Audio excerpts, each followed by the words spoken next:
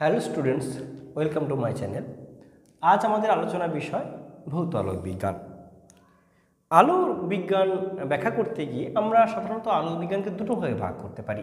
এক, সরল জ্যামিতিক আলোক বিজ্ঞান,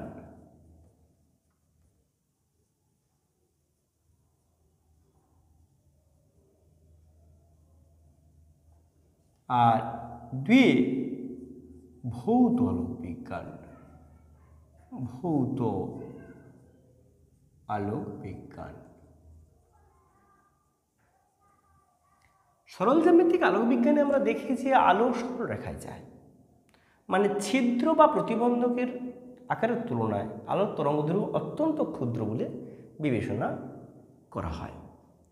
কিন্তু ভৌত আলোক বিজ্ঞানে ছিদ্র বা প্রতিবন্ধকের সঙ্গে আলোক তরঙ্গদৈর্ঘ্য প্রায় তুলনীয় ধরা হয়, এবং আলো যখন খুব সূক্ষ্ম ছিদ্র বা প্রতিবন্ধকের মধ্য দিয়ে যাবে তখন তার তরঙ্গধর্ম প্রকাশ পায়।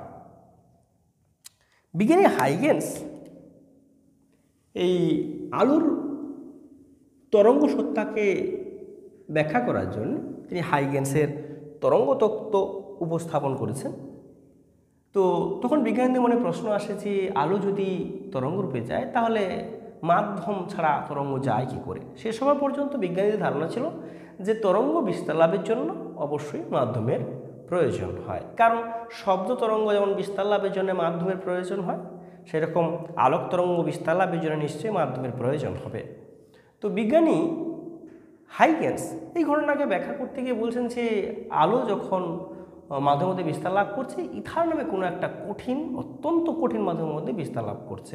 মানে যেহেতু আলোর বেগ অসম্ভব বেশি, আর আমরা জানি সবচেয়ে কঠিনের মধ্য দিয়ে তরঙ্গের বেগ সবচেয়ে বেশি হয়, বিশেষত শব্দ তরঙ্গের।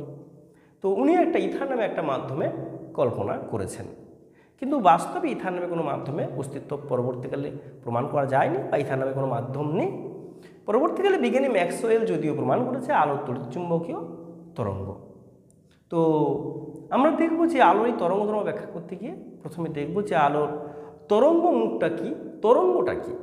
তরঙ্গ একটি আলোড়ন বা আন্দোলন, যা মাধ্যমের মধ্য দিয়ে এক স্থান থেকে অন্য স্থানে সঞ্চালিত হবে, অথচ মাধ্যমের কণাগুলোর কোনো স্থানচ্যুতি ঘটবে না। মানে আমরা মূলত হাইগেন্স ধরে নিচ্ছে যে আলো একটা স্থিতিস্থাপক তরঙ্গ হিসেবে ধরে নিচ্ছে, এবং মাধ্যম ওই কল্পনা করছে মাধ্যমের মধ্য দিয়ে তরঙ্গ বিস্তার লাভ করছে। ওনার এই তত্ত্বের উপর ভিত্তি করে যদি আমরা আলোক তরঙ্গকে ব্যাখ্যা করি তাহলে সমস্ত ব্যাখ্যা মিলে যায়। মানে আমরা যদি আলোকে